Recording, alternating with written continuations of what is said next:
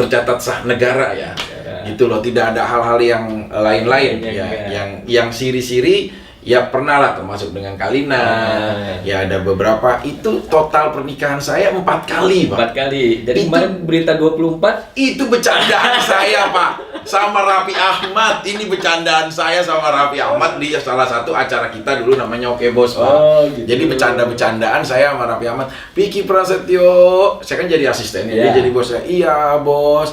Kamu nikah berapa kali? Yang tercatat di KUA? Iya, yang 3 kali. Yang tidak tercatat, bioskop Cianjur berapa? 21. Jadinya berapa? 24. Bercandaan itu akhirnya meluas, Pak. Jadi gitu. benar gimmick ya? Jadi ya begini, bercanda aja gitu loh. Bercandaan kita kayak namanya di industri, Pak, bercandaan. Cuma yang akhirnya tersampaikan itu, Pak, semuanya yang akhirnya tersampaikan gitu loh. Nah, ini mungkin yang akan menjadi catatan pembelajaran juga buat saya. Karena terlebih apapun juga, ya pasti saya ini bukan seseorang yang mempermainkan tentang pernikahan.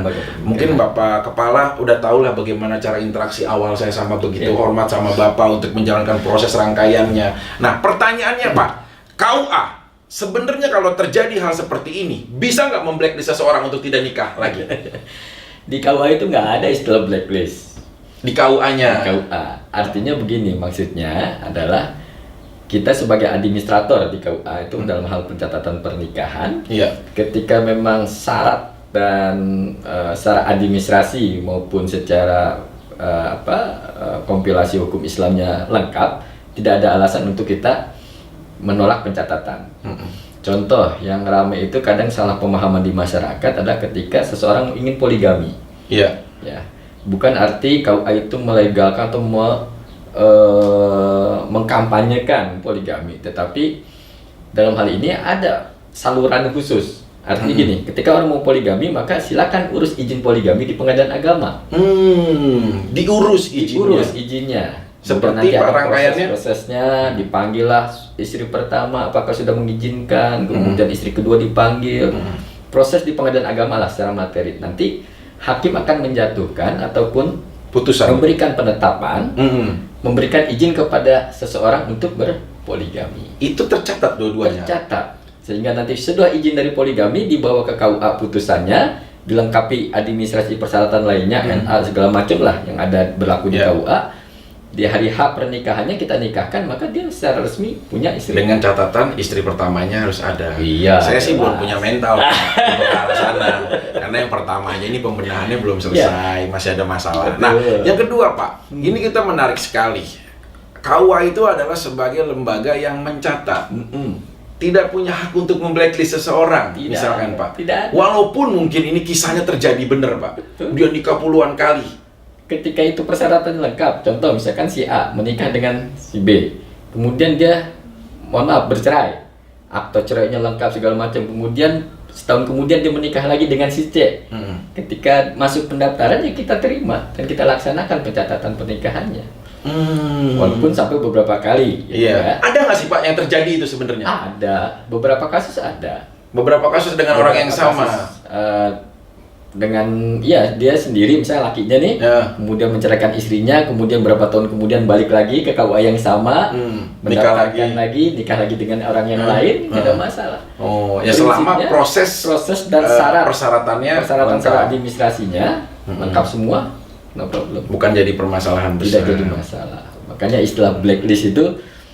Bagaimana Bapak setelah mendengar kata bahwa Vicky Prasetyo di blacklist sama KUA? Apa yang di benak Bapak? Apa saya nyari KUA mana yang blacklistnya? Justru begitu ya Pak? Iya. Karena memang ini ya. Ya terakhir kan kita komunikasi, silaturahmi kita kan memang sudah dekat. Saya pengen tanya itu di WA. KUA mana Bang yang blacklist? Karena nggak ada lembaga untuk mengajarkan seperti itu ya Pak. Karena kan ya saya juga pasti mengoreksi diri saya pastinya Pak Kepala. Cuma memang ada sebuah evaluasi di balik kegagalan kita kan pasti untuk lebih hati-hati. Kayak contoh, kenapa Vicky Prasetyo tidak terdaftar nikahnya dengan Kalina secara resmi? Bapak adalah sebagai saksi sejarah sekaligus juga orang yang punya kompeten di institusi KUA Gunung Putri itu sebagai kepalanya. Nah, bagaimana Bapak ngelihat kegigihan saya ingin mendaftarkan proses pernikahan saya. Mungkin saya sebagai seorang muslim, ini demi Allah saya menyampaikan secara benar apa adanya. Tapi kan memang semuanya juga terbentur dengan aturan yang ada. Bapak juga bukan, Pak Kepala juga bukan tidak memberikan hak istimewa lah. Semuanya sama. Ini Masya Allah luar biasa loh. Pak Silahuddin Nur ini sebagai Kepala Kawah Gunung Putri tidak memandang bulu, tidak tebang pilih, semuanya sama. Mau dia public figure, mau dia siapapun, selama persyaratannya tidak memenuhi persyaratan, maka dengan hak prerogatifnya bisa menolak untuk lebih dilengkapi baik-baik gitu ya Pak. Betul. Waktu itu kan Mas Vicky gimana perjuangannya saya tahu lah. Perjuangan secara optimal, kemudian beberapa kali mediasi juga kita kan sampai ketemu dengan orang tua, calon mertua segala macam. Saya pikir perjuangan Mas Vicky sih nggak kurang ya, kurang. Itu aja. Administrasi persyaratan juga lengkap seluruhnya. Mbak Kalina secara surat juga ada. Cuma kesediaan itu aja problem kita kemarin, karena memang wali nikah masih tidak mau ya untuk hadir ataupun mewakilkan kepada kami petugas KUA. Jadi ya memang proses perjalanannya mungkin ya Mas Vicky ya. Ya udah seperti ini ya. Semuanya itu sudah terjadi. Tapi mudah-mudahan lah, saya yakin insya Allah Mas Vicky akan menemukan pasangan dan bisa hidup yang lebih baik lagi ya Pak. Nanti nggak bosen-bosen kan Pak? Mudah-mudahan nih, saya juga kan nggak mungkin Pak memfrustasikan diri saya untuk tidak menikah. Allah sudah memberikan berpasangan ciptaannya laki-laki dan perempuan, gunanya kan untuk saling bersanding membentuk rumah tangga yang sakinah mawaddah warahmah. Terlepas saya juga sering gagal, ini juga jadi perenungan Pak dalam diri saya. Bukan yang nggak jadi perenungan, anak saya semakin besar, saya juga usia semakin menua. Saya butuh satu benar dalam hidup saya, memang yang menjadi pasangan saya dan sampai seterusnya gitu loh Pak. Cukup juga saya dengan hal-hal seperti ini, ataupun ya kedepannya juga nikah dengan kenekatan itu kan juga perlu kita antisipasi juga gitu-gitu. Kira-kira buat ini semuanya Pak, nasihat apa yang bisa diambil untuk seseorang? Terlalu berat kalau nasihat. Ya, kan sebagai seorang Pak Kepala pasti punya beberapa pembelajaran yang baik. Kita memahami lembaga pernikahan yang terjadi pergeseran adalah sekarang lembaga pernikahan itu kita sudah diajarkan orang tua kita, guru-guru kita ada sebuah yang sakral, yang sangat mulia. Tapi hari ini terjadi pergeseran itu. Artinya memandang pernikahan sekedar, mohon maaf, ya ketemu sepasang laki-laki perempuan, kemudian nikah ikut-ikut. Nah tiba-tiba karena kesiapan untuk memahami lembaga pernikahan itu sendiri, akhirnya dia gampang bubaran. Satu. Yang kedua, dengan viral yang kemarin kan Mas Vicky ya, di blacklist KUA lah 24 ya lagi. Ada semacam anggapan di masyarakat kan, Mas Vicky ini melecehkan lembaga pernikahan atau dari kami gitu ya, dari KUA Rengko, Mas Vicky pasti main-main lah cuma ini. Ya itu kan nggak terbukti sesungguhnya. Dan saya tahu jelas kemarin kita proses ya, waktu itu setahun yang lalu. Ya gimana luar biasa Mas Vicky lah untuk memperjuangkan itu, dan nggak ada niatan Mas Vicky untuk memainkan itu. Apalagi dulu kan dia ditimpa isu hanya ingin menaikkan rating atau popularitas gitu ya.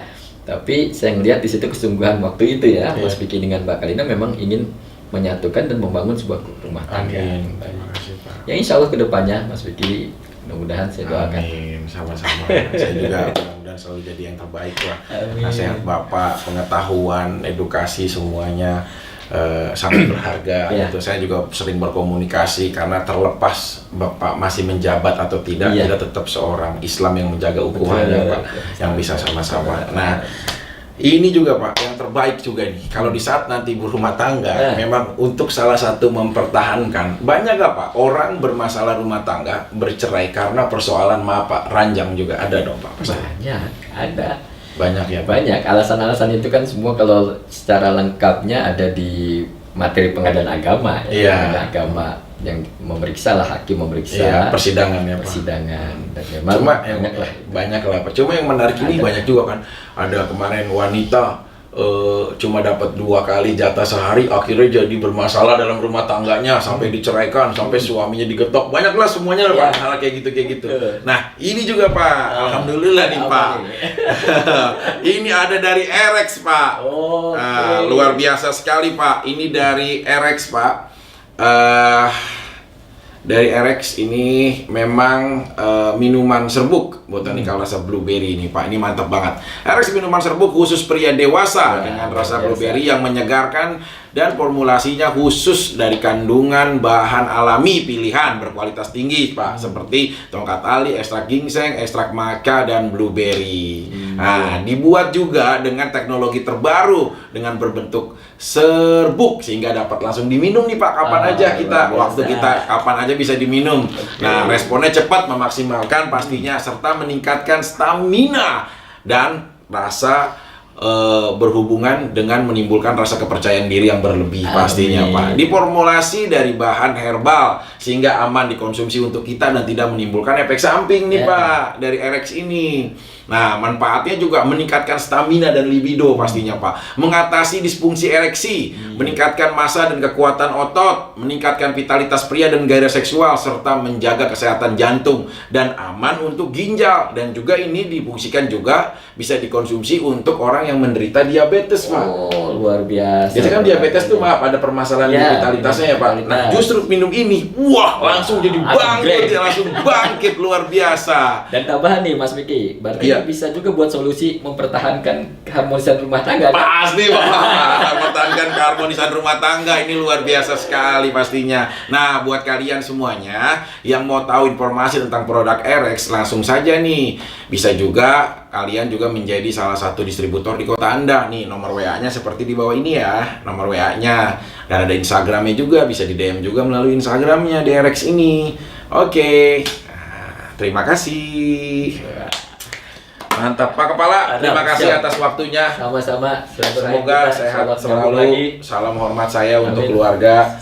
Bapak juga selalu saya mengapresiasikan banget ini menjadi seorang pemimpin yang memang lugas, bener-bener tegas, mengambil keputusan tidak memandang bulu. Mudah-mudahan juga ini kalau KUA itu di bawah Kementerian Agama. Ya, semoga juga Kementerian Agama bisa banggalah memiliki Bapak Kepala ataupun pengabdi negara seperti seorang Pak Silahuddin Nur. Salam hormat sekali lagi, terima kasih Pak semuanya. Oke, buat kalian semuanya, ya semoga ini bisa menjadi pembelajaran untuk kita semua pastinya. Mohon maaf apabila ada kesalahan dan apabila ada suatu hal yang berlebih, ini adalah datangnya dari Allah Subhanahu wa Ta'ala semata dan menjadi wawasan yang baik untuk semuanya. Assalamualaikum warahmatullahi wabarakatuh. Terima kasih.